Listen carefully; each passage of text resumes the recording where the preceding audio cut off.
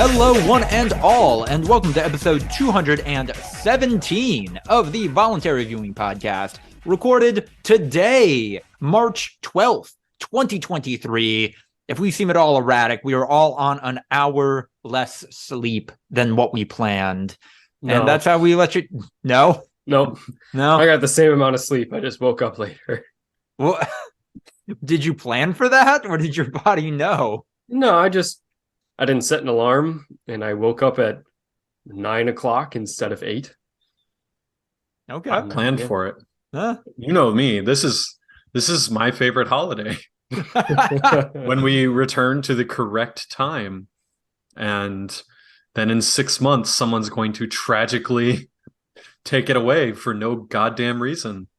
I am not... What time is sunset set for today?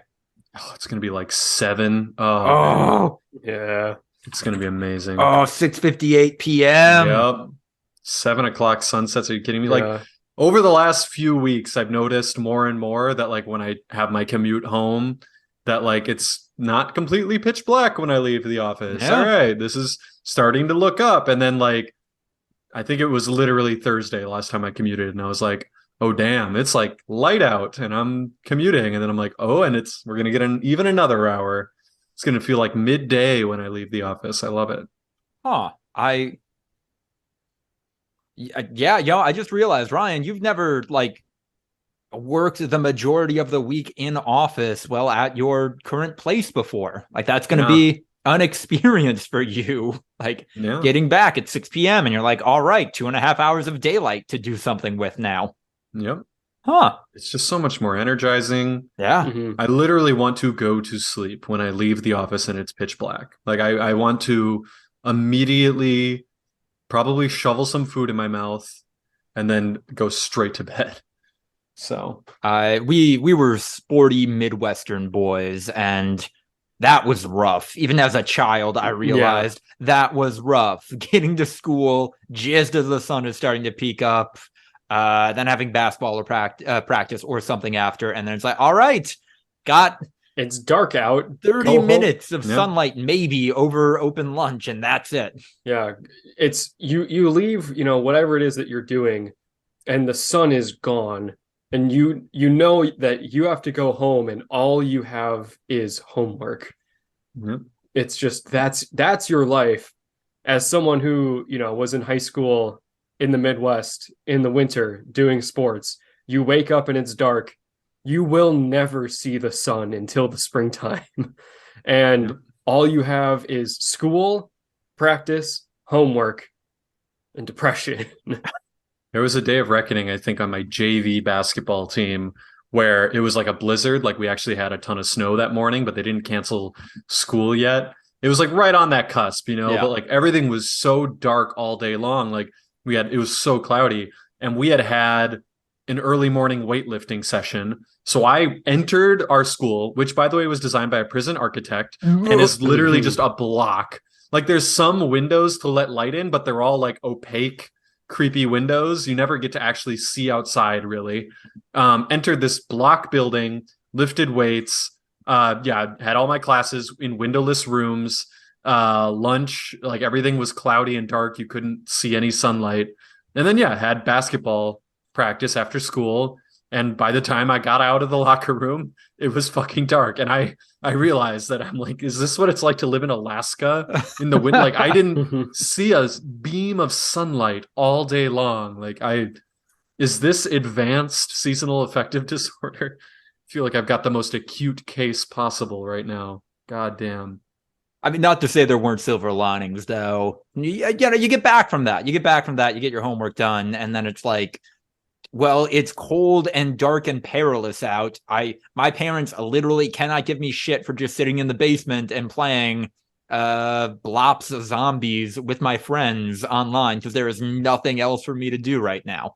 Yeah, I didn't even have homework, so I guarantee I came home and fucking launched Call of Duty Black Ops and just fucking went ham on, like, ground war. So it was like 9-player teams, and all 9 people were like people from high school, and we would just fucking run servers. Like, they're really They were Yeah. not designed to have 9-player teams that are coordinating with each other. Call of Duty is not a game designed for that. So we would literally just fucking hold down the entire game. We'd be like, all right, let's take B and C, let them have A, and just fucking put them in a chokehold all game long. And people would be like leaving and coming in and not knowing what they're entering, except for like we'd have a chopper gunner and dogs. So then they just immediately leave and shit. So I did have that to keep me warm. We are 15 years old and living gods in this game. Yeah, our reaction time is just too goddamn good. See, I was someone who was so bad at math. I mean, I must have been like brain damaged or something, if I'm going to be honest. It took me hours to do my math homework every night. And then so it's like, all right, Andrew, you got 20 minutes maybe to play some video games with your friends. If your parents allow you tonight. Right. And then it's just sleep.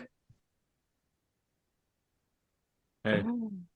We've come so far. I learned this when I started playing video games with y'all in college. Like every one of my college friends, and everyone's like, yeah, I don't know, getting kind of beat after like an hour or two of video games, and I'm like, bruh, like I, on the regular would have 6+ hours of nonstop, like in the same Call of Duty lobby. Like it's just, I mean, I was completely built different from all of y'all. No, absolutely. And I don't know if that's a genetics thing or if it's just your upbringing, because I think that's a nurture. I've somehow evolved my body, adapted my body, didn't evolve, adapted my body to just staring at a screen for 6 hours straight and not getting a headache and not getting bored, just hanging out with the boys. And this evolved human is Ryan Holtz, and he is about to help us rank top email sign-offs. Ryan, you are a young professional like myself and Andrew. I know you read a lot of emails. A surprising amount for 2023. Yeah. What are some of your favorite sign-offs, highs and lows? I don't know if you guys have seen the Gen Z sign-offs. No. Like, maybe. They're sometimes they pop up on TikTok, but yeah, like, kill me, Gene, or like just like literally the most, fucking stupid. I don't give a shit. Yeah. No, like there's completely unprofessional sign-offs. I don't know. I usually just go with thank you on any email. That's my go-to, is just thank you. Doesn't matter if I'm asking them to do something. Doesn't matter if I've been asked to do something. Mm-hmm. Anything. I'm a thank you. That's all it takes from me. That's cordial. I like that. Yeah. I go for it. No. You go. I feel I want to like best. And then your name at the end of the email. Mm-hmm. Overdone. Seeing too much of it. Worst. Yeah. I feel like cheers is reserved for college TAs. Yeah. They're the only ones that can use cheers, unironically. I hope you enjoyed my email. Andrew Clark. I use sincerely most of the time. That's the default for me. I use sincerely when I'm mad at the person. Oh, like it's thank you literally for any other case. And also, by the way, my company doesn't end up using sign-offs a lot of the time. Email sometimes gets used almost as like a Slack, like IM style, where it's just you just launch right into whatever you want to say. It's not like, hey, blah blah blah. Blah blah blah blah blah blah blah blah blah blah. Thanks, my name. Like it's just like blah blah blah blah blah blah blah blah, and then send. So I totally get that. Like where I'm at though, having been a contractor for so long, before being formally hired, I feel like I earned that sign off. I feel like I earned that sign off template. So I'm slapping that on every email. I don't use a sign off anymore. Really? Yeah. No, I used to end it with sincerely and then my name. And I think now it's just so much because there's an automatic email signature on our emails. That's first name, last name, phone number, company logo. And now it's just, I end the email and then it's Andrew Clark. Send. Like I don't know. It just got too busy. And I'm not sending it sincerely. So why would I say sincerely Andrew Clark? If I keep using that, then sincerely means nothing anymore. Right. If I'm a couple deep, I will drop the sign off template and just do dash Lucas. If you're a couple deep, Yeah, is that like during 2 work p.m.? hours. Yeah, you this is 2 in the afternoon. I think you need he's to- working. He's not working. This is a joke. In a Don't video drink game, an email, when bro. I'm drunk working. in a Minecraft game, in a match of Minecraft. Andrew, you don't have to sign off on this one, but I would like you to sign off and tell us what you think of the NFL draft rumors so far. The NFL draft rumors. I had a conversation with Ryan about this a couple of days ago, where I've just been I feel like my brain's been desaturated for like football because of all the Aaron Rodgers bullshit.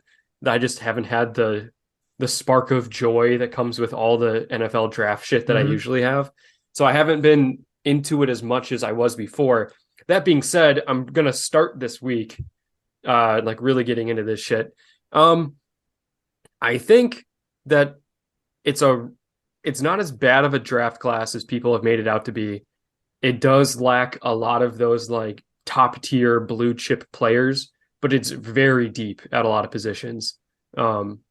And so like I think a lot of teams are going to be okay not having as high a picks because they're like, yeah, we don't need Will Anderson. We have Will Anderson at home, and it's, like BJ Ojulari in the second or third round instead of at the top of the first.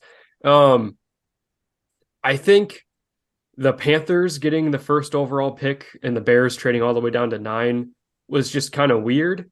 It made sense, but it just feels weird. Yeah, that was going to be a follow-up question for me. Like, the Bears as a team, famously bad at drafting.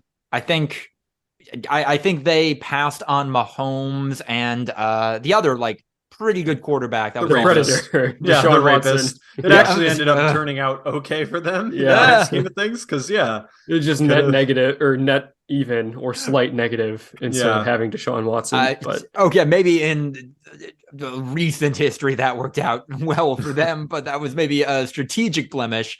They're going galaxy brain on this one in a way that I think Bears fans are enthusiastic for. they are. It gives them more chances to fuck up.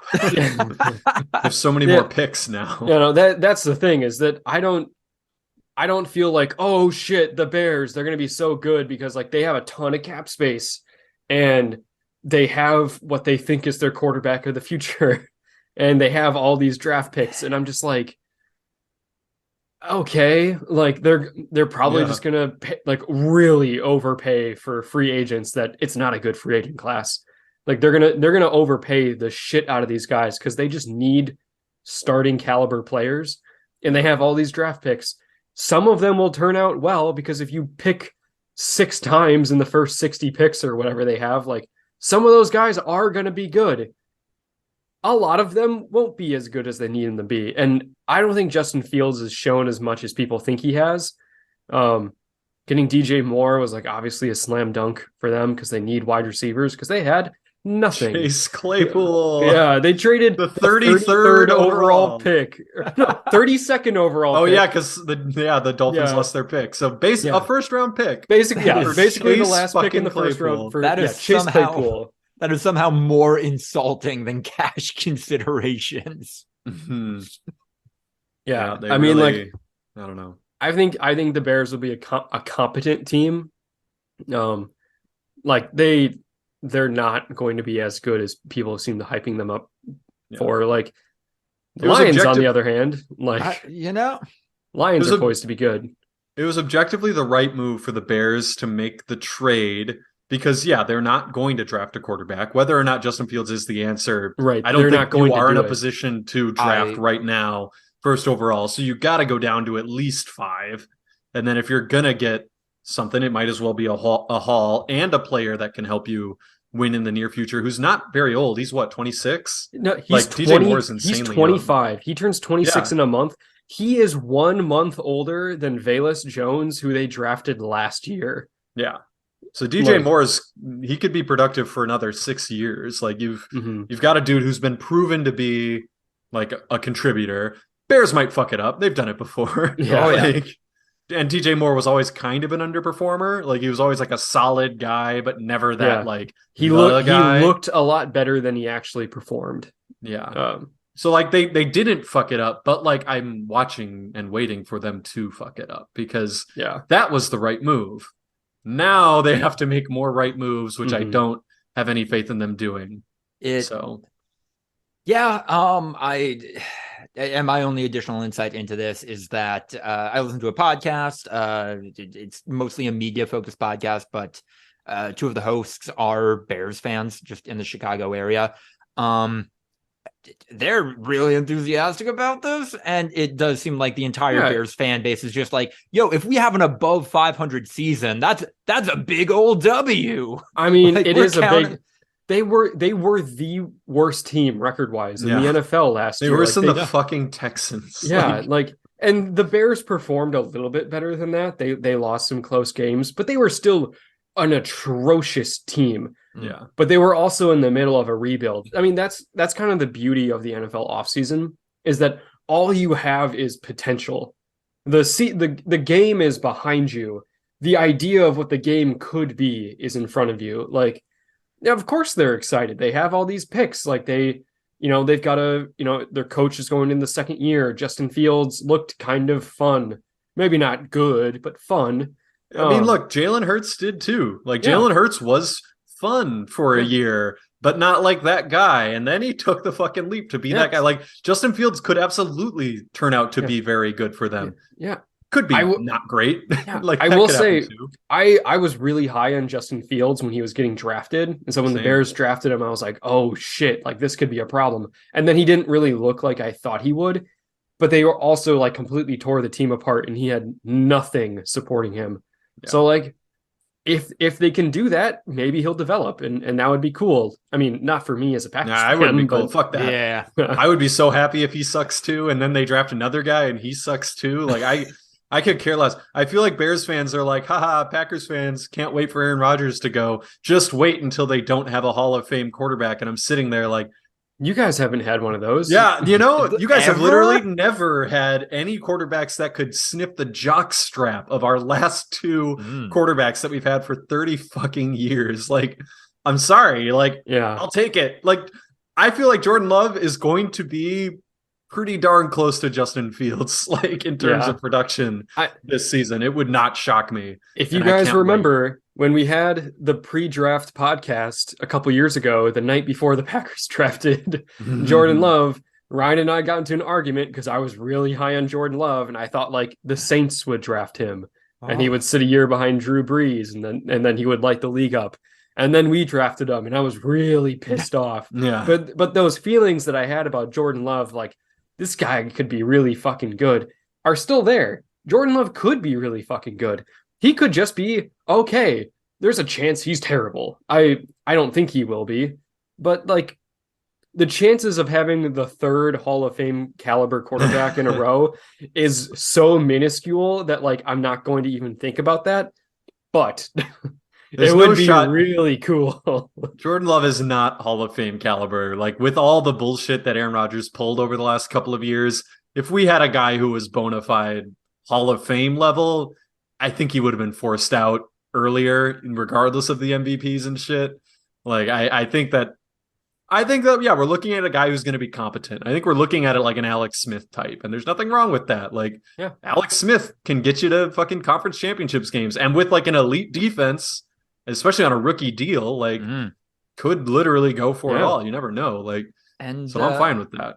And that's a good segue into what do y'all think of how the Packers are doing in the draft and their kind of lack of big, I don't know, during the offseason so far, the conversation around the Packers has very much been, will Aaron Rodgers return again or not, or whatever. And like, I've heard very little else about anything else we're trying to do to not this is the first domino. Decline. There's nothing we can do until we decide what the fuck's going to happen to him. We are within 24 hours of knowing, like, I mean, isn't the 15th? Isn't that the like date where it's like a We're weird in cutoff thing? the legal tampering period ends tomorrow. So like Okay. that's when teams start to negotiate with free agents. It's just that they can't actually sign them or make anything official until the 15th. Got it. Tomorrow, Monday the 13th, is when the teams kind of need to know where they are money-wise Yeah. so they can start those conversations. So that's almost certainly what's going to happen. And maybe they don't announce anything. Maybe like the deal's in place and they know where they're going to be and they start negotiating based on that. But we'll probably know like tonight or tomorrow morning. Keyshawn Nixon is a fucking unrestricted free agent. And I I'm know. like, for the love of God, We pay need to get the him back. man. Look, Like, he was the best returner in football last year in a position where the Packers haven't had anyone even close Ever. to being manageable for years. our entire fandom, like Yeah. fucking what's his name, Desmond Howard, Super Bowl MVP in '96, like that. That That is was the the last last time we time. had an actual electric kick and punt And- returner. And he's pretty solid at actually just playing Yeah, he defense. plays Like, football too. He's not even just a specialist. He's not Devin Hester, where like- the Bears are desperately trying to like put him at wide receiver and shit. He's actually competent at playing safety. Like he can do it. I'm looking at this guy right now. He seems like he'd bring a great energy to the team too. yeah, he did. He seems like a great guy. Yeah. Yeah. And Nixon too. Like fucking Nixon stepped up big time when Darnell Savage just got unceremoniously benched. Like, can we just please bring back Nixon and Ford and Ford? Like, please. Yeah. I don't know. But yeah, me and Andrew, our biggest disagreement is definitely on Anthony Richardson. Andrew thinks he's the second coming of Jesus Christ, and I think I did not say that. he's I said looking like a bust, but we'll see. I did not say Anthony Richardson looked like he was going to be the next coming of Christ. I think has the potential to be really good. Of course he does, because he's endless potential. That's I don't the think thing. he's going to be really good, and I feel like you do. I feel like the crop of quarterbacks this year are, you look at Bryce Young, CJ Stroud, Anthony Richardson, Will Levis. I haven't really seen anything out of Will Levis. That makes me excited. I think he looks fine. Bryce Young was like a really good college quarterback, and I think he'll be an okay NFL quarterback, which is, that's deserving of the first overall pick. An okay quarterback is really hard to find. CJ Stroud, probably could be better than Bryce Young, but I don't, he also has like a much lower floor. They don't really get me excited. Anthony Richardson gets me excited. Yeah, he might fucking bust. So might all four of them. Like, Right. look at Baker Mayfield, Sam Darnold, Josh Rosen. Like, those guys suck. But what do you think will happen, Andrew? That's the question. What do you think he will be good? Because I do not. I am like, no fucking shot. This dude shot up draft boards because he ran a 4.40 and had an insane vertical. And it's like, Even last before, I checked. No, before the combine, I felt the same way of like, just why does anyone think that Will Levis is going to be better than Anthony Richardson? Like, I can't say anything about Will Levis. Like, yeah, he doesn't look like anything that special either. But Anthony Richardson over like Stroud or fucking Bryce Young is like, no, we've seen it just though in the NFL reaching. when you have athletes at the quarterback position like that, even if they don't reach their potential as a passer, they've got a higher floor. their Yeah. athleticism can carry them. Like, you can still be a good team with, Anthony Richardson as just a really big athletic dude behind center. Like, even if he doesn't like have the decision making and like the accuracy, which I think some of that's a little overblown. Like, he's got a fucking huge arm. I think he'll develop. That's like, raw. That's all raw. There's no finesse in his game whatsoever. Like he has proven no ability to properly read a defense, to win football games. Can we talk about the fact that his only year as a starter, he had a losing record? Like in college? Like, he come looked on. cool. Yeah, of course he Cool did. doing He's it. a freak. He is an athletic marvel. He is the best athlete quarterback to come out of college since Cam Newton. No doubt about it. but he doesn't look like a very good quarterback. Like Lamar Jackson, people joke about calling him a running back. Lamar Jackson was a fucking maniac in college. Lamar Jackson single-handedly carried fucking Louisville to national relevance. Like, and meanwhile, fucking Anthony Richardson is on a bona fide blue chip SEC program and had a losing record. And Florida fans are like, that guy's a top 5 pick? Like, I get He it. looks He's good. freakishly athletic. Florida fans don't think he looks good. Look at the fucking Florida subreddit, because they're all just like, Oh God. really? Like, we We watched this guy for a long time, and yeah, he's got the tools, but no, We're we gonna have be to good set a in reminder college. for like 2 or 3 years from now and just see. We've done this. We did this with One of us will eat crow. yeah, we've done this with our bets. We split it because Yeah. fucking what's his name? God, who he was? Amari Rogers did not meet the yards threshold that you thought he would, but fucking AJ Brown, much better than way Michael Pittman. better than fucking So all pro. yep. So I think that's a split. I'm sorry, I in good conscience cannot encourage our listeners to check anything called the Florida subreddit or any variation of that out. That doesn't seem The like Florida a good time. Gators subreddit. Okay. Florida The University Okay. of Florida Gators subreddit. Yeah, not Florida itself. You don't want to go to that subreddit. Yeah. That'll be a Anyway, nightmare. like Also, okay. Last but not least, hello. Yeah. I'm Lucas DeRuyter. My fantastic partner Maria. She says hi, by the way, to Andrew and Ryan, not you listeners. You haven't earned that yet. She got me a scarf, and y'all can't see it, but I'm wearing it now. And this is the most bisexual I have felt in a while, and I hope I'm bringing that energy onto the podcast. Yeah, it's because he's I'm- bisexual. yeah. I'm setting a reminder in my phone for February 1st, 2026 in 1057 days, and it's just going to say, is Anthony Richardson good? Then you have to say who was on what side. Andrew says I'm yes, gonna Ryan remember. says no. I'm gonna remember, but I'll put it. Andrew says yes. Ryan says absolutely not. I mean, we have this podcast as a receipt now. True. That's why we do it. We also do it to talk about the news. This is, you know what? I was about to say that this is like a complete divergence from what we were just talking about. This Venn diagram is more of a circle than anyone cares to admit. Our culture is safe. We're getting a new Dragon Ball Budokai Tenkaichi game. Wow. Let's Those are fucking go. words. Going right back to 2008. Is it a I love fighting game? What's it about? It is an arena fighter. Yes.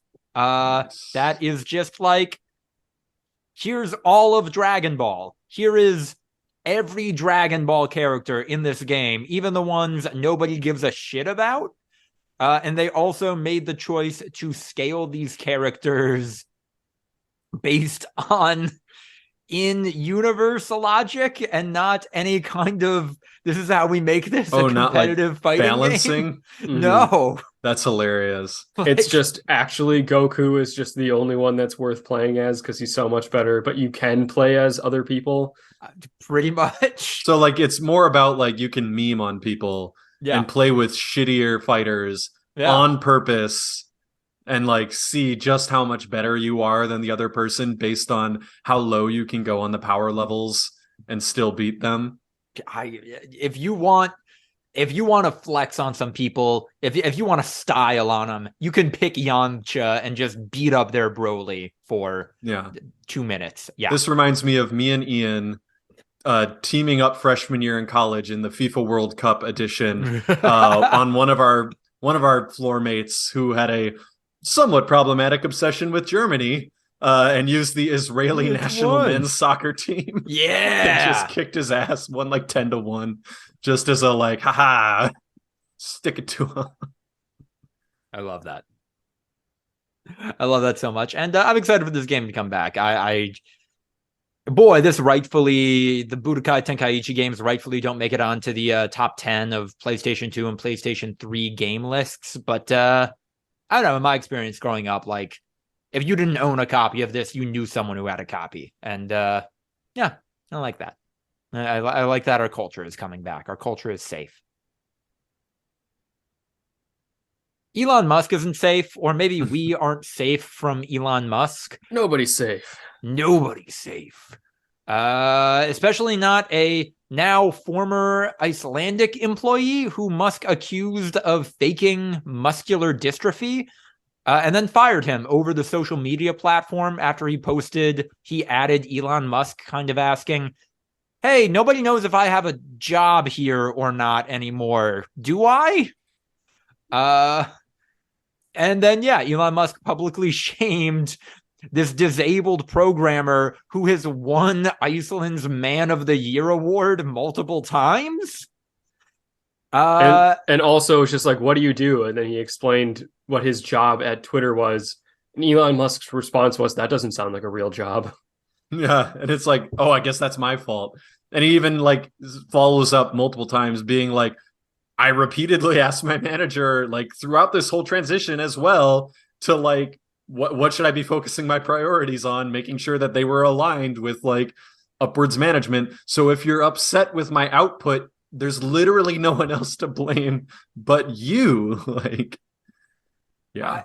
And now Musk has, in words that were definitely crafted by Musk's legal counsel, has sent an apology to this man, and then also offered to rehire him, because, yeah, he was absolutely on a do not fire list, partially because employing people from parts of Europe like Iceland is weird for companies because labor laws there are very worker first in a way I, as a socialist, appreciate, but also in ways that make it almost impossible for a company to fire them and not lose a bunch of money. Yeah. And then also, like, his employment on Twitter was because he sold a company to them.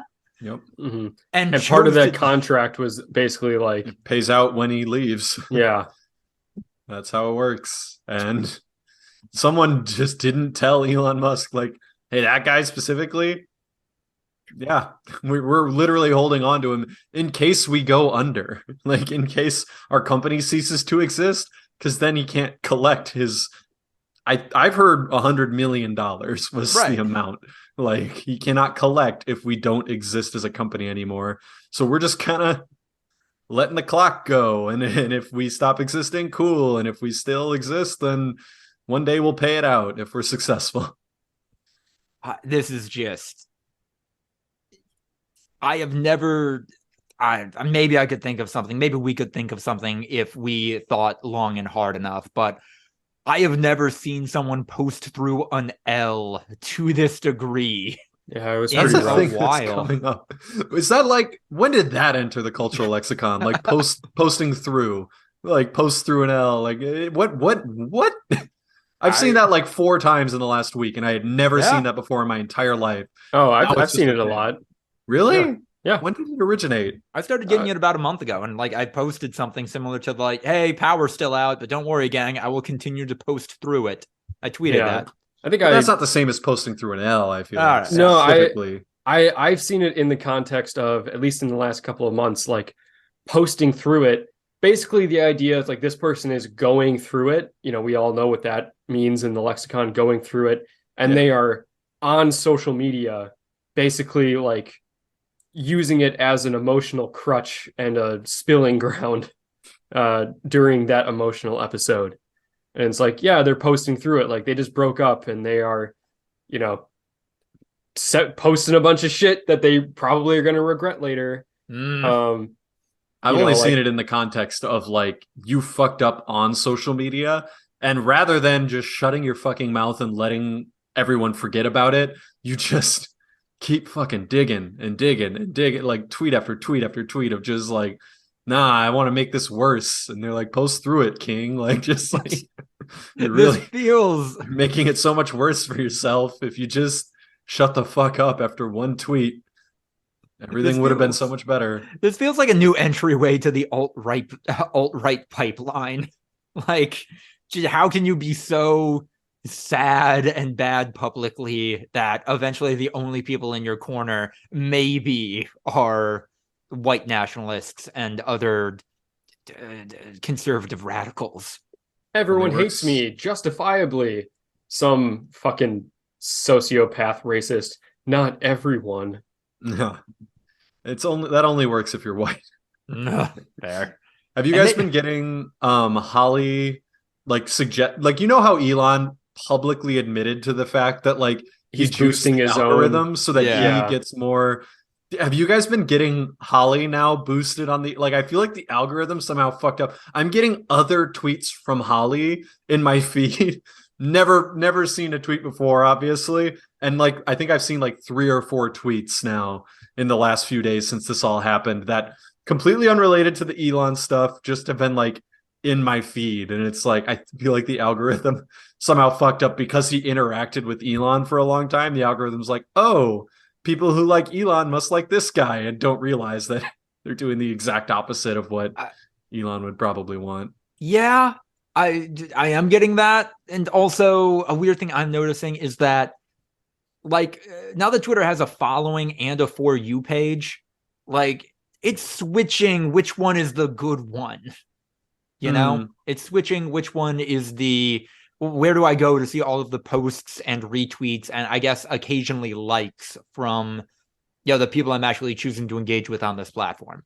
I feel like it's switching between the two of those.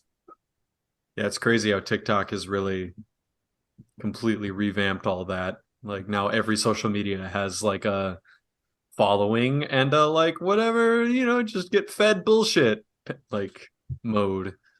And I do not know who Holly is. Oh, the employee that Elon was interacting with Oh, muscular yeah. dystrophy.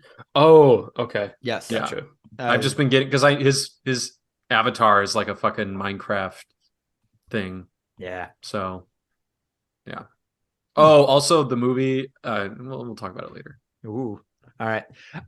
Musk has rediscovered that allowing hate speech on Twitter makes it impossible to monetize it effectively. This is we usually don't do double dunks on this podcast, but I still find it endlessly entertaining that Musk, famous for I'm going to disrupt this industry, has just learned every step of the way that Twitter wasn't some kind of socialist run I cabal against him, and that all of their decisions were in fact made by people who just wanted to make money. Yeah. I had dinner last night with an old friend of mine who's now a counselor, and he told me when I meet with my new clients, when we're like trying to establish what this relationship's going to be like, I tell them, you can talk about religion, you should talk about all that stuff, politics, gender, sexuality, like your feelings, like it's good to talk about those things. Don't shy away from your opinions. Do not ever talk about Elon Musk. I am at my fucking limit with people talking about Elon Musk in my counseling sessions. I am begging you to just let it go. Please do not talk about Elon to me anymore. That's got to be weird. And I do. I can kind of guess which friend. I can kind of guess what kind of counseling they do. But like, maybe that's a little bit of a testament to the kind of person Elon Musk attracts as a fan. Yeah. Silicon Valley Bank went under on Friday. That's weird. And I don't know if anyone knows exactly what happens next. Hey, we had a good old-fashioned run on the bank. Yeah. Like this is straight out of Mary Poppins, baby. Yeah. They were over invested. They had stuff not readily available. Someone got word of the fact that they were over invested and tried to pull their money. And then other people got word and everyone just tried to pull their money and they didn't have it.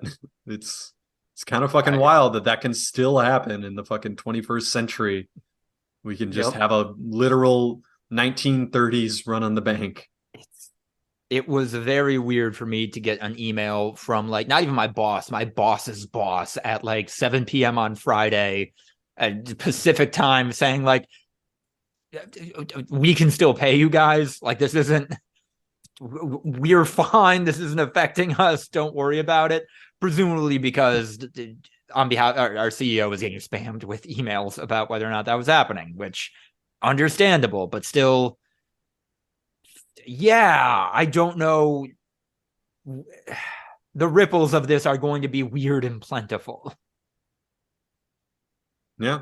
I mean, I think the problem is just tech thought itself this unstoppable juggernaut for Too big to fail. way too long and is now real. Like it's the same thing with the fucking 2008 housing market collapse. Like everyone just kind of assumed that it was endlessly valuable. And I don't know. Obviously, nothing is infallible. The fucking Titanic syndrome with some of this stuff. Of just it's unfathomably huge. There's nothing that could ever happen to it. Mm-hmm. And now, there are some other big banks that are now struggling. I don't know to what degree. People are kind of rightfully so freaking out. Yeah. And, people are worried that there's going to be more runs.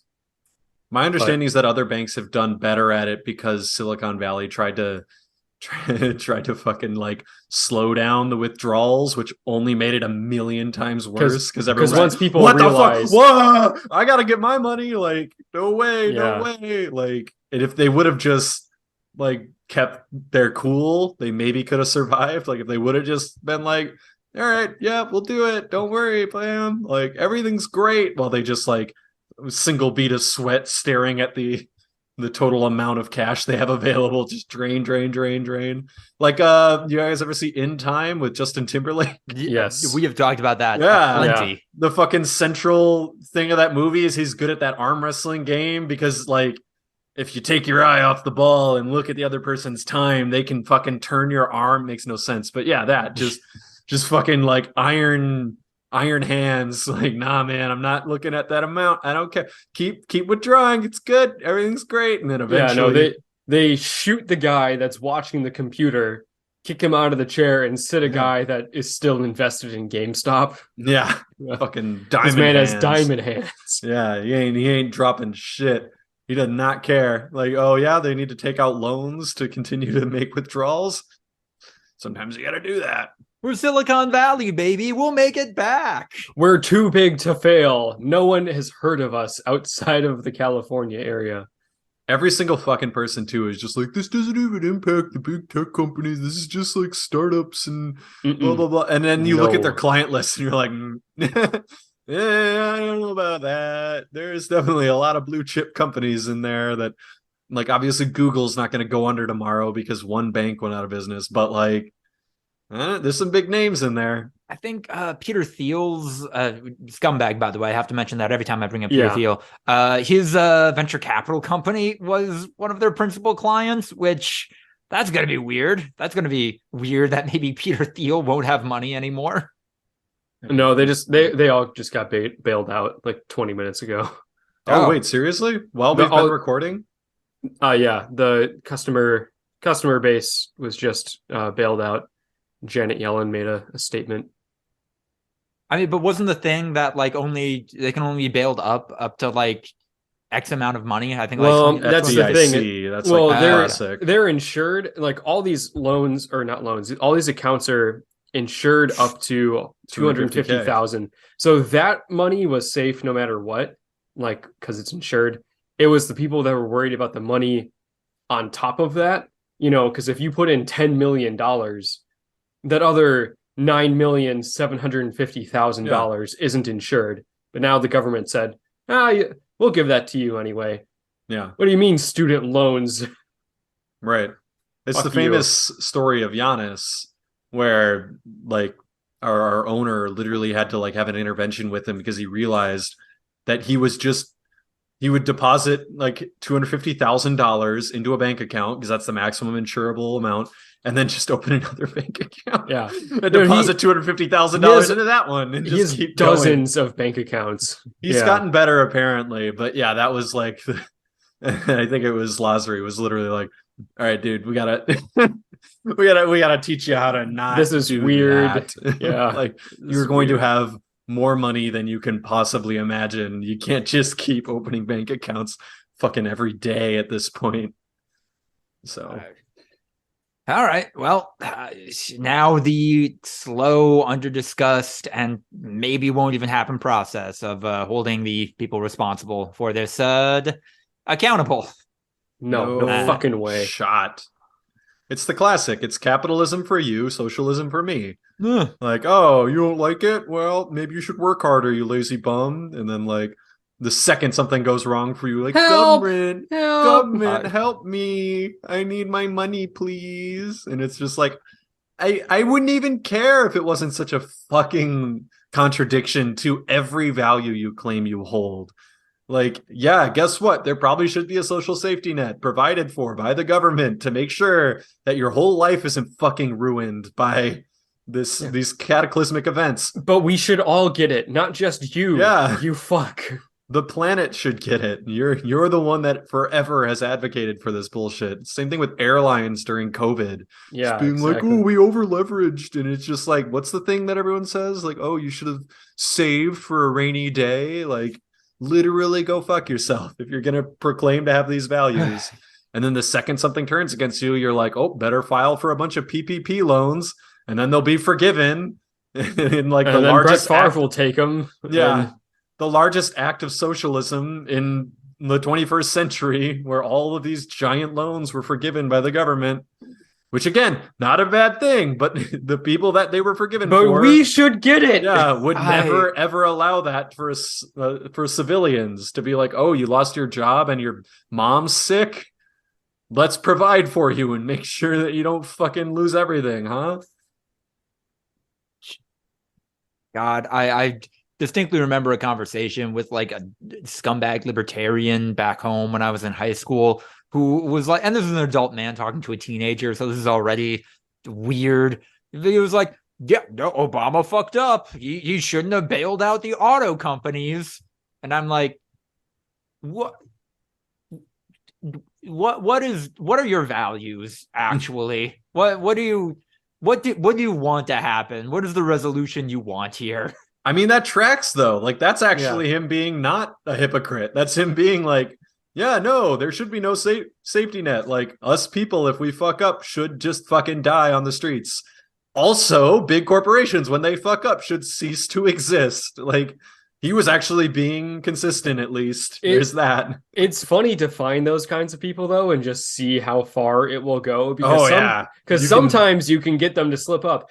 Sometimes you realize that these people are animals. Unhinged. Yeah, like, these people really do want Lord of the Flies. Like, I had a similar conversation with someone like that in high school. This was another high schooler, so it wasn't such a weird dynamic. But they had like a completely unformed brain, basically. Like, yeah, and they're in Maslow's development hierarchy, there's still like they don't have object permanence yet. Like, they're it was like the whole like people shouldn't get handouts. Like, well, what do you define as a handout? Like, is this okay? Is this okay? And this okay? And every time it was just like, no, it's not. And then when you reach that point, we're like, well, I got you. What about this thing? You know, what about like someone starving? Like, should they have access to like a soup kitchen? It's like, no, they should die. And then he volunteered, if my sister got attacked on the streets and was being raped, I wouldn't help her because she should be able to fend for herself. And then this was in a class, by the way. This was in a debate class, and everyone just shut the fuck up. It's like, no, that's not even libertarianism anymore. No, that's you shouldn't be allowed to live. Yeah, that's just psychopathy. You just have no empathy. Like, no libertarians, by the way, are against soup kitchens and private charities. That's their jam. They're like people should provide the services of their own free will. People with too much should provide these services out of the goodness of their hearts. It shouldn't be forced by the government. That's their whole thing. And so he's just actually a psychopath who actually doesn't even understand what's happening. That conversation keeps me awake to this day. And that was over 10 years ago. How often do you stalk his social media? I don't think I could stop myself. Ooh. Oh, he is off the I'd be grid checking crazy. Up. Okay. Yeah, I'd be trying my best. Last I saw, he joined the army. I don't know. I know who this is now. Yeah. Fantastic. This guy fucking absolutely has committed some war crimes. There's a non-zero chance he is involved in the Russian invasion of Ukraine, but not in a way you would think. Yeah, no, in a very different way. Well, they have a Russian Foreign Legion. What are you talking? What? Well, you're talking about the Wagner Group. They're not the Foreign Legion. I don't know. I was like, what? This dude's a fucking merc for Russia. That would, God damn. this isn't doxing anyone. At one point, he was a Russian citizen. Oh, he's in Arizona now. Yeah. He was born in Russia. Like, he was adopted. Yeah. Yeah, no, this dude got completely fucked. Like, he got brainwashed in the weirdest way and had like some weird crossing of that. Like, the fall of the Soviet Union combined with, like good old American exceptionalism. And it just made a really weird person. Like, goddamn. He is an idiot worried about white culture disappearing, unlike me, a genius who's glad that Budokai Tenkaichi is bringing the good culture back. Yeah. I will say, fuck white culture. If you find this guy's profile, you will not know that it's him. Oh. Like, this dude does not look anything like he did in high school. Link it. No doxing, but no doxing. Not gonna say yeah. Damn. Well, hell yeah. This dude is like seriously like a completely different human being. I thought I found someone else's profile with the same name. So maybe he has like different thoughts now. Oh. He's riding a T-Rex with a bald eagle, and the T-Rex is holding an AR in one of his profile pictures. Or did I legitimately find someone else's? This might be a different person. I was about to say this human being is wider than what I recall. Oh yeah, like okay, I gotta fucking find. Maybe this might be a completely different. This is a completely different person. Okay, here's a picture from 2014, so it'd be when you guys were in high school. Click that and see if that is him. Wait, so you don't even know? Like, did he go to your high school? No, this guy? Yeah, different guy. This is just the wrong. This is just a dude. I was like, man, this dude looks fucking completely different. That's why. Is this? Oh, okay. Now I found him. Now you found him for reals. Now I found him. All right, link it. Oh my god, what a profile name. Yeah. So not in Arizona anymore? Just no. He's from where we grew up, that general area. He's still there. Yeah. Still big into libertarianism. Big Joe Jorgensen fan. That's good. But maybe now understands the actual like meaning of everything. Maybe, I don't know. Like is actually a thing. And libertarianism, American libertarianism is a fucking mess, obviously. But like at its core, libertarianism is actually like closer to anarchism than one might think. Like, it's actually closer to real left-wing policies than you might think in practice. He did he posted something that says, but the protesters were destroying property and shit, and then showing like, the Boston Tea Party.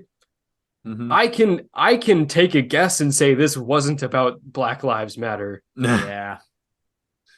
Yeah, I think that's what other people are saying, and he did not realize that that other people are comparing that. Yeah. Oh, hey.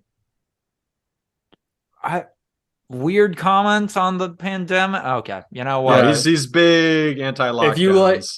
If you like masks, then you should love guns. Oh wait, you don't. Yeah, he's got a picture of Holocaust cattle cars. He's clearly making some. Oh yeah, no, I mean some comparisons here. It's weird seeing someone whose entire political ideology is just based around. I mean, I would like to do whatever I want. Yeah, I mean that's the thing, is these people just say, I want to do what I want. You should still have restraints, but I want to do what I want to do. And if you don't let me do everything I want to do, you're a fucking animal. Yeah, I yell at the barista. Why do you ask? He posted the Babylon Bee. I don't know that he understood it was satire. The Babylon Bee curious. is like a conservative satire. Yeah, I know, but that's what I'm saying. like, I think he might have unironically thought that was a real article. Oh, okay. like Ate the Onion. Have you ever seen that subreddit? That's funny. Like people who see the Onion and think it's legitimate. Post an Onion article, not understanding what's happening right now. I'm sorry, I have to shout it. That's actually a really clever name for that subreddit.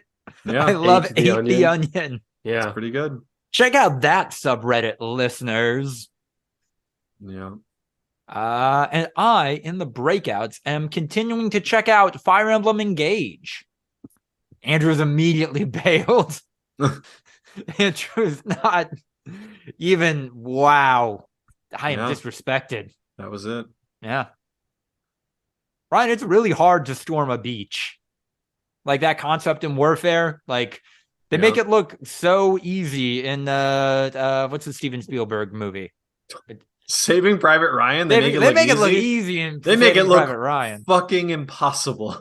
They make it look like they threw human death and suffering at it for hours until eventually they got lucky. Yeah. Like that was the thing about D-Day is like people don't remember the fact that it was based on a months-long misinformation campaign that they had been attempting, that like they were going to land at a different beach just so that they wouldn't get massacred. Right. Like they knew they were still going to lose tens of thousands of people on this operation.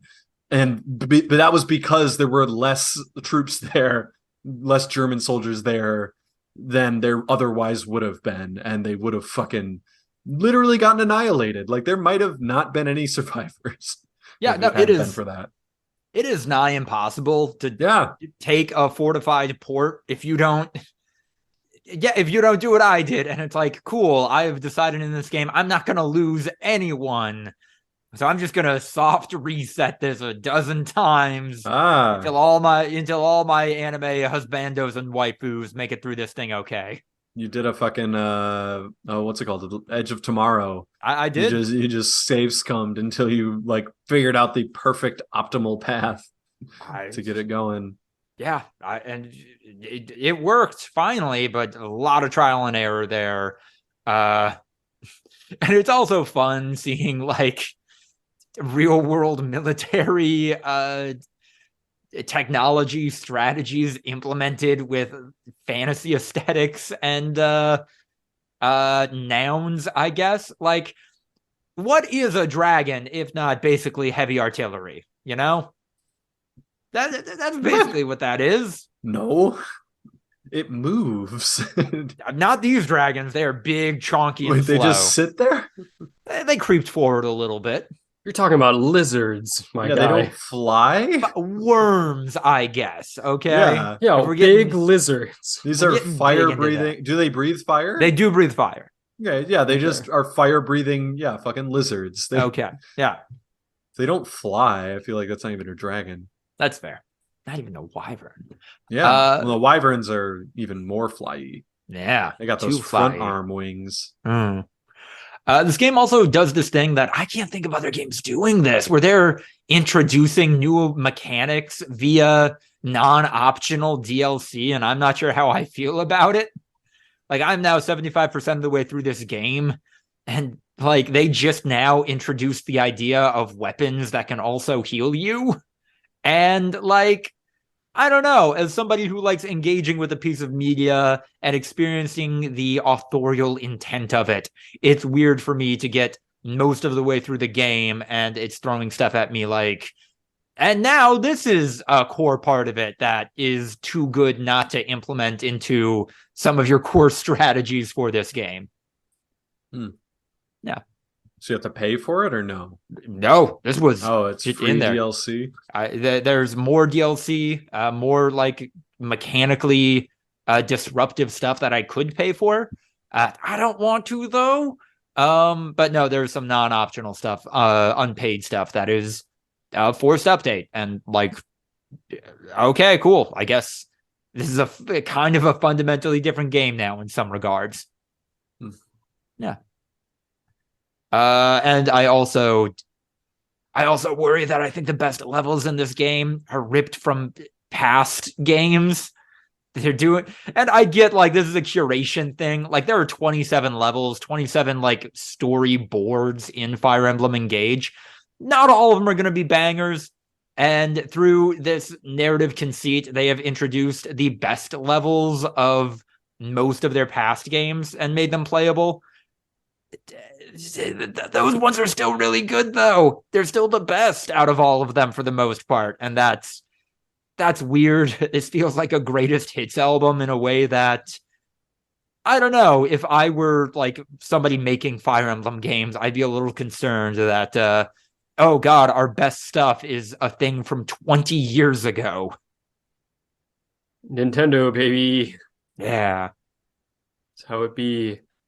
Ryan, are you able to talk about Triangle of Sadness outside of saying you watched Triangle of Sadness? I don't want to talk about it too much. I can give just a fucking taste.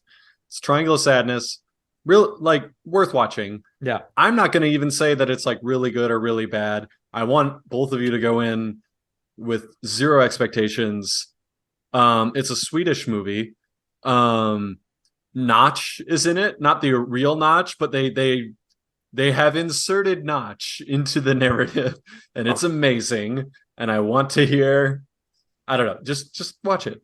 I don't want you, don't watch trailers, don't look into it. Just watch it and see what you think, because me and Angel had a great time. That movie come out last year? Yeah, it wouldn't count because it's for the Oscars.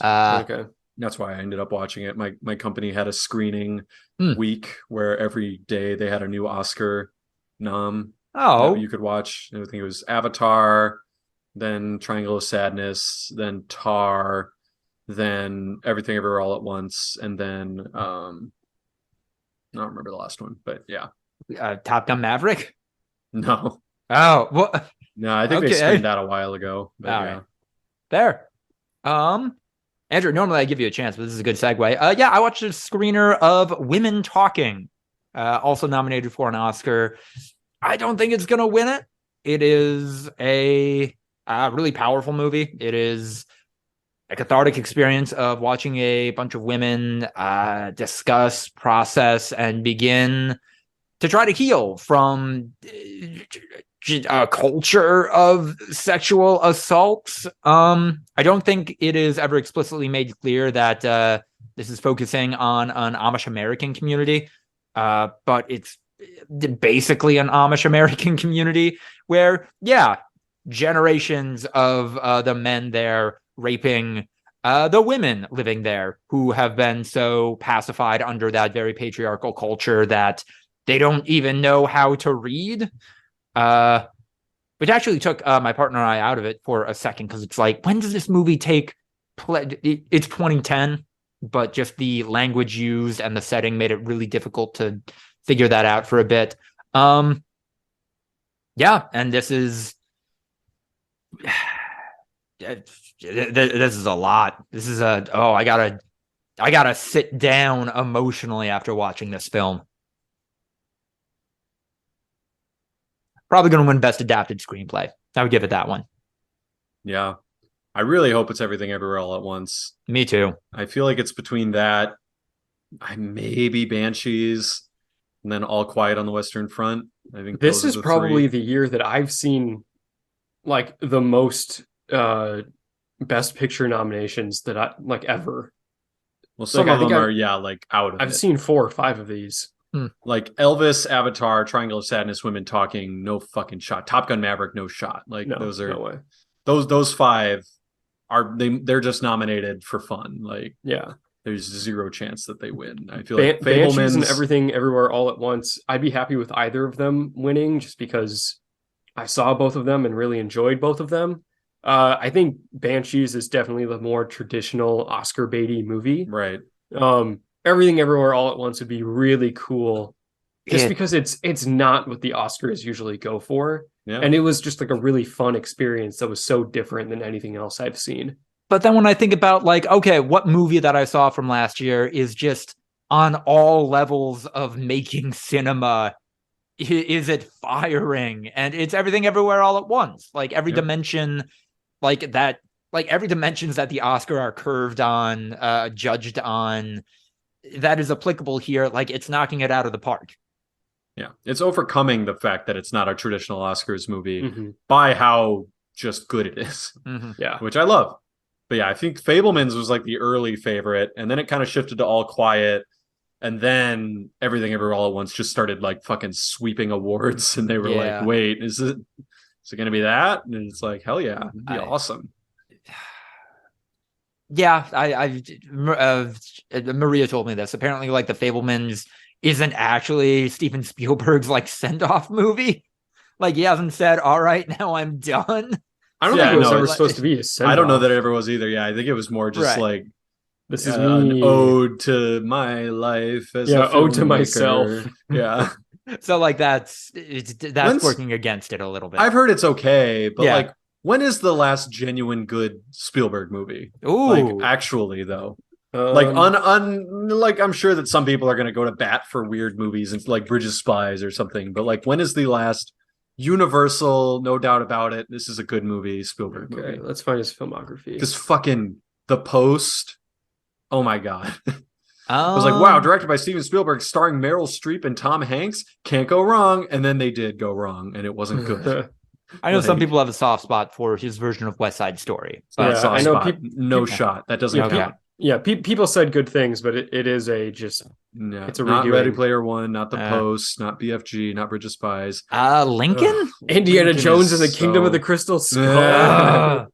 I feel like Lincoln's kind of but like no. I never saw Munich. Was Munich any good? Like people talk about it, yeah. But people like Adventures of Tintin too, but I like, does that count? You know? Yeah. Minority Report. I love Catch Me If You Can. I enjoyed that. I haven't seen it since I was a teenager, so I worry. I have. It's good. Oh, okay. Yeah. Catch Me If You Can holds up 100%.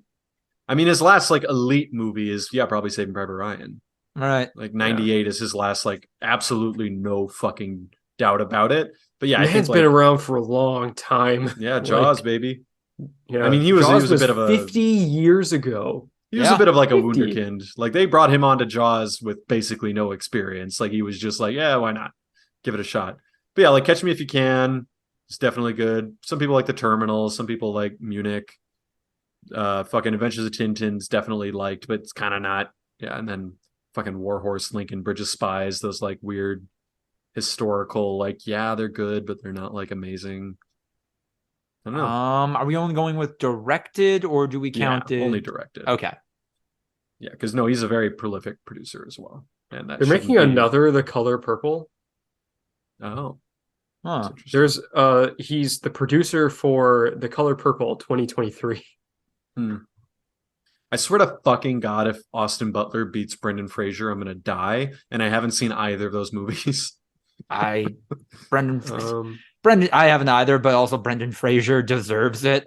Like I'm so fucking sick of biopics winning Best Actor. Yeah. Like I get it. Portray this person that we have. Person that you know. It's like that's dumb. An original character's harder. Yeah. Like, you're doing an impression of someone that actually exists. People do that all the time on YouTube. Right. People will be like, oh, it's not that. Like you can't fall in the uncanny value. It's actually its own art. And I'm like, absolutely. I agree. I think it's dumb that they dominate the awards. Like I'm not saying that Austin Butler's job was easy. I'm just saying that I'm sick of it and I don't want him to win. And also he looks nothing like Elvis. God damn it. It was bad casting. Sure, he did a good job, I'm sure, but does not look like fucking Elvis Presley. The other thing about Brendan Fraser is that, and I haven't seen the movie, so take it with a grain of salt, but from what I've heard, it's that Brendan Fraser's performance is so good that it makes The Whale watchable, and The Whale is not a good movie. People are saying Brendan Fraser is the only good thing about this movie. I've heard so much shit talking about The Whale, about how the plot doesn't make sense and the other performances are not very good. But Brendan Fraser just holds everything together so well because he's that good in it. I've heard that it's a like good movie worth watching that is horrifying to watch, and that like it's not enjoyable other than Brendan Fraser's performance, like other than marveling at the pure spectacle that is his performance. So I just appreciate the gall of casting Brendan Fraser in The Whale and putting him in a fat suit after like he came back. And a big part of that conversation, some people being shitty about it, was like, oh, well, he's put on a lot of weight. Yeah, no dick. It's been like 30 years since anyone saw Brendan Fraser. He is it's not a hard old now. Yeah. Did you see the Woody Harrelson sketch on SNL? No. It was Which one? For the whale? It was about the whale. Like it was a whale parody where like the movie got cut and canceled. And he didn't wear a fat suit like Woody Harrelson. Like he actually gained 400 pounds. He's like, have you ever heard of this dense caloric food? I ate 8 of them every day, and then it turns out that it was canceled because the whale came out at the same time, and he's like, what an unfortunate coincidence. And then he's like, well, Brendan Fraser, he sure is getting some props even though he wore the fat suit. And he's like, but I told our studio that was not an option because he has too much artistic integrity. And he's like, well, hold on, I wish I was included in these conversations. I have super diabetes or whatever, the stupid joke. Yeah. That's pretty good. I desperately have to go to the bathroom, but then I would love to talk about The Last of Us, episode 8. If you guys want to start that or vamp until then, I will be back momentarily. What do you think's going to win, Andrew? You said that this is your year where you've seen the most. I mean, it just kind of like in a weird way, it's the year that I've seen the most. Right. How many have you seen that you think are like the competiters? Like really, it's just the 2, just Everything Everywhere All at Once and the Banshees of Inisherin. Okay. You never saw All Quiet on the Western Front? No. Okay. I didn't see All Quiet on the Western Front. I didn't see Elvis, and I don't care to. I didn't see The Fabelmans. I didn't really care about it. I didn't see Tar. I thought it seemed interesting. And then obviously I haven't seen Triangle of Sadness. We just talked about it. It doesn't stand a chance. It's not going to win, but you should watch it. Yeah. I mean, it's interesting because like Top Gun Maverick was like a really fun movie to watch. It's not really a best picture. Like it kind of deserved the nom just because it, people kind of credit it with saving movie theaters and stuff like that. And they want to get people to watch. Like that's Avatar and Top Gun. Yeah. Yeah. Avatar is the same way. Like I had a really good time watching Avatar. It does not deserve to win Best Picture. I will say though that like if you're going for spectacle, Top Gun is a much better executed movie than Avatar. Like I had a lot more problems with like actual like structure and execution of Avatar. Like Top Gun, for what it was near perfect. Yeah, like it was just a really simple concept. Yeah, it wasn't trying to be an elite tier movie, but for what it was trying to do, it did. It was just trying to be really cool, and it was. Yeah, really fucking cool. There's nothing wrong with that, other than all the things that are wrong with that. Yeah, and we've talked about the nominees, the Banshees of Inisherin and Everything Everywhere All at Once. Those are the only other 2 that I saw. Okay, and I would say like for both of them, if I didn't see the other one, it would be like so obvious to me, like this one deserves to win. Mm-hmm. And like, I think that if Everything Everywhere All at Once wasn't nominated, I would really be rooting for the Banshees of Inisherin because it's a really good movie. It was it was really, really good. But Everything Everywhere All at Once is so different and like also just really fucking good. Like it's just as good, but it's not just sad people in a small town talking and being angry and like shouting and stuff. Like it's there's so much shit going on, and it's funny, it's wacky, it's sad, it makes you cry, it has all of the movie stuff. Like it's got everything in it. Adam Driver doesn't punch a wall and go like, sometimes I wake up, I wish you were dead. There's no obvious Oscar like. There's only one movie in these nominations that have Raccacoonie. It's true. These other movies, they take a fucking hit from their lack of Raccacoonie. Yeah, and you know what? Really, it's an oversight by the directors that they didn't consider the fact that their movie might be lacking a little bit of Raccacoonie.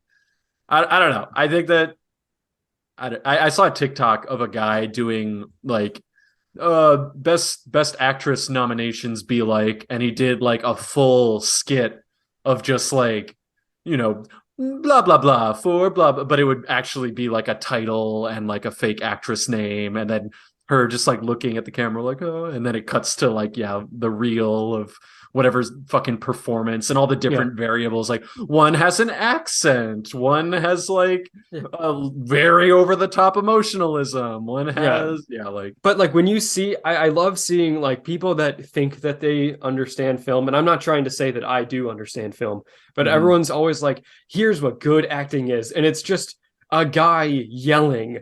And like that can be good acting, but it's like dumb people think good acting is. There's other kinds of performance that can be had here. And dumb people think chewing the scenery is good acting, but no, like that's it can be, but most of the time it's subdued. It's not breaking your immersion. When someone just starts screaming emotionally, most of the time I'm like, all right. Unless they're playing the Joker. He didn't really like. He went over the top, but he didn't really, just like break down and just like have Joaquin Phoenix is a good actor. I didn't even say which Joker. Hold on. No, that's a perceived slight. All Jokers. I feel like the Joker doesn't have that like, oh man, he is broken emotionally. Like he can no longer control the volume of his voice because of the pure emotional level that he's on. Like, I feel like the Joker's either completely unhinged and detached, or like very buttoned up and like put together. I don't know. Or just having a good time. A little goofball. Yeah, I think that's unhinged. Yeah. Having a good time while he tortures and murders people. He's dancing and shit with a knife. A little bit of Clockwork Orange going on here. Yeah. That nobody's having a good time in The Last of Us episode 8. Nope. Except maybe Joel. He got his old man strength back. And don't think he was having a good time though. I think I mean, much was upset with the way things were going. I honestly, you know what? If you are an expert at your craft, I think you derive some pleasure of it. And his craft happens to be threatening and torturing two cannibals in a way that is. They probably weren't knowing cannibals. That's not fair. Some of them might have been, right? But I think he made it seem like he kept it pretty high and tight. Like it was maybe literally everyone definitely suspected, but no one was willing to call it out. No one's gonna say shit. I wouldn't say shit. You kidding me? If you're trapped in the winter in a resort with a bunch of people, and all of a sudden they start serving mystery meat, you wouldn't? Wait, would you not? No. I'm saying like the other thing is that you're trapped with cannibals. Yeah. Like, no, I'd be fucking out the second that I'm able to be out, but like there's no out. You're in the fucking middle of the Rocky Mountains in a blizzard in the winter. Like you're not going anywhere, man. You gotta survive. That's step one here. The way they shot the food, the way they shot the production design on the meat was sensational. Yeah. Why the just heaping portion too that fucking David had, and everyone else is just like immediately gone. Like their food is gone, and David just like, I think I'll savor this. I shall savor my meat. Yum. Maybe it was conveying that they were starving. I don't know. Oh, they were, No, they were starving, but he still got a huge ass portion. Yeah, he wasn't starving, and yet he got the most food. He was the one that was, like, oh, let me tuck my napkin in and take a fork and a knife, and everyone else is just like shoveling it into their mouth as fast as they can. Yeah. We've talked about like some of our like the flaws that we find in the show before, and I will say that Joel finally being at like 100% of the Joel that we know from the game, when he's at his weakest, as his fucking like he's on death's door, and like to the point where like he had to stab a guy and then hold on to the guy that he stabbed so that he wouldn't fall over. It was really good, but it's just like we haven't seen the top tier Joel before, so that we know like Joel being at his lowest point is this big change Still, because but it's also Yeah. still like elite. It's still Yeah. a force to be reckoned with. I mean, I feel like it's the Boba Fett syndrome, right? Like Boba Fett mostly was just talked up in the Yeah. Star Wars movies about how Mhm. badass he was.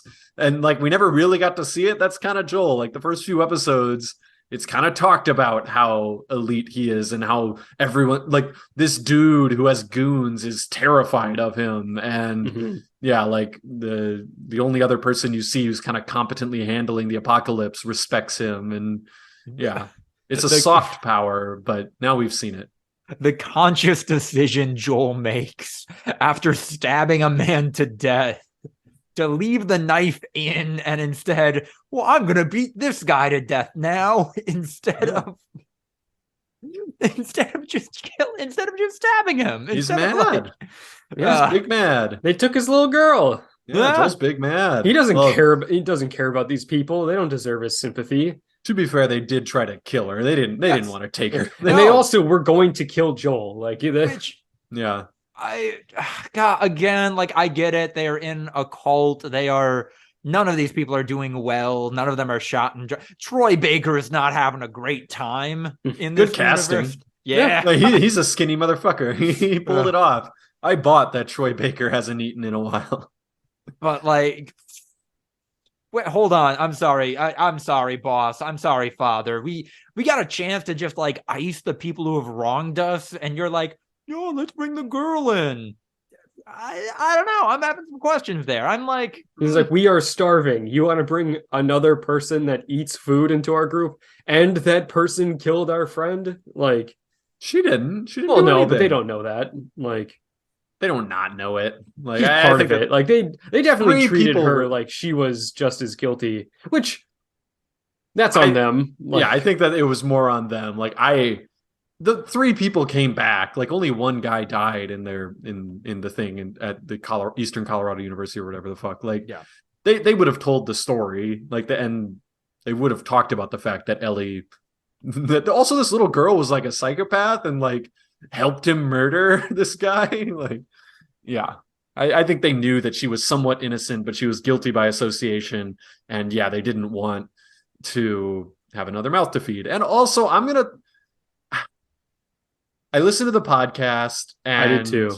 Yeah, and Craig Mazin did not indicate this, but I feel like I had a little bit of vibes of like they kind of wanted to also prevent what they kind of suspected was about to happen to her from happening to her too. Like a little bit of mercy in there, maybe. Like definitely revenge, but also like what David's about to do to her might be worse than us just killing her right now. Like, I don't Boy, know. that was a bad time to watch that, to watch a child be groomed in a television show, or the attempt being made.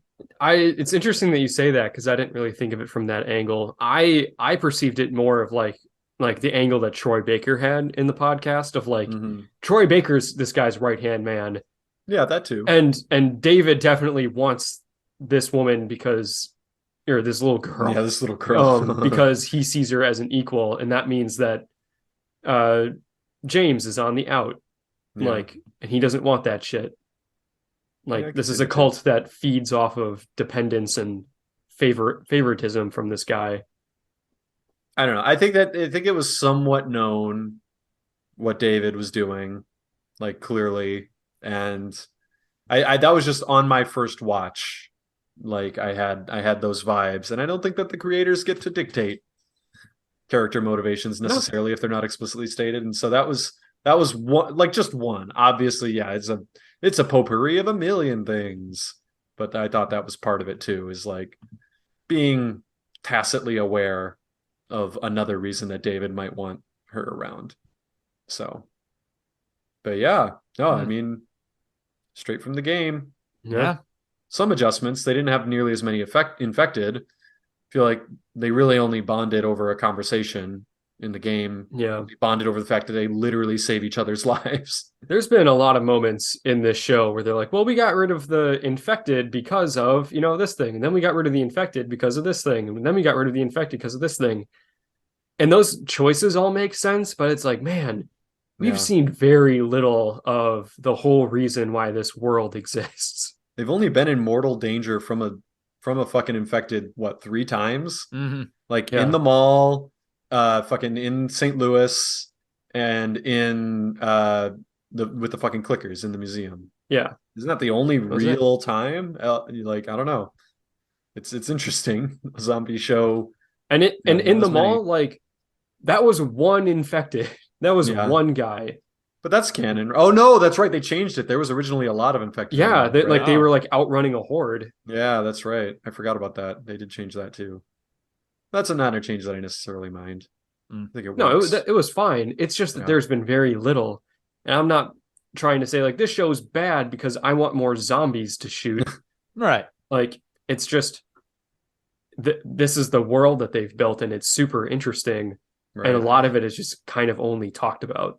Craig Mazin wants to ground it, I think, a lot more. When you listen to the podcast, a lot of his motivations are this thing doesn't work on TV as well as it might in a video game. Like, yeah, just having these zombies be zombies, like zombies historically, it's like the way they get you is numbers and they overwhelm you. They're not individual threats.